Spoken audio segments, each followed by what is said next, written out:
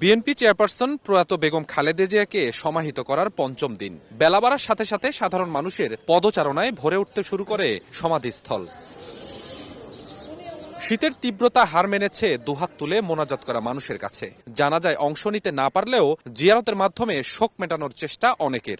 সমাধিস্থলে এসে তাকে সম্মান জানানো, এক পলক দেখে নিজেকে তৃপ্ত করা। ওনার জানাজা আসতে পারেনি, কাজের ব্যস্ততা ছিল এই কারণে আসতে পারেনি, এই জন্য পঞ্চম দিনে আজকে ওনাকে স্মরণ করলাম। আর এই জায়গায় আমি জানাজাতে অংশগ্রহণ করেছি এবং আজকে আমি তার কবর জিয়ারতের জন্য আবার আসছি। আমি অন্য কোনো রাজনীতিবিদ না, কিন্তু উনিকে ভিত্তি হিসেবে পছন্দ করি।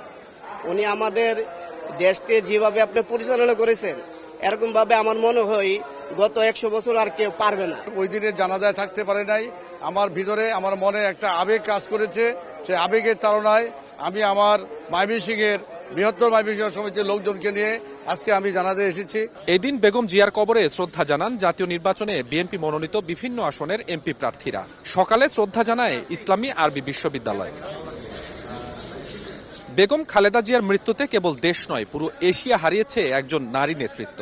দেশের মানুষের প্রতি তার মমতাবোধ থেকে তরুণ প্রজন্মের শেখা উচিত বলে জানায় ঢাকা বিশ্ববিদ্যালয়ের সাদা দলের আহ্বায়ক ডক্টর মোর্শেদ। আমাদের দেশনেত্রী, আমাদের গণতন্ত্রের মা, ওনাকে ফলো করলেই হবে। উনি কোনোদিন কোনো কটূক্তি করে নাই, উনি কোনোদিন কারো প্রতি বিদ্বেষ করে নাই, উনি কাউকে জেলে ভরবে, উনি কাউকে এই ভরবে, এটা আমরা কোনোদিন ওনার মধ্যে দেখি নাই। এছাড়াও বিএনপির পক্ষ থেকে দেয়া 7 দিনের শোকের অংশ হিসেবে গুলশানে বিএনপি চেয়ারপারসনের রাজনৈতিক কার্যালয়ে দলের ভারপ্রাপ্ত চেয়ারম্যান তারেক রহমানের উপস্থিতিতে চলে দোয়া অনুষ্ঠান। স্বপন আহমেদ, সময় সংবাদ, ঢাকা।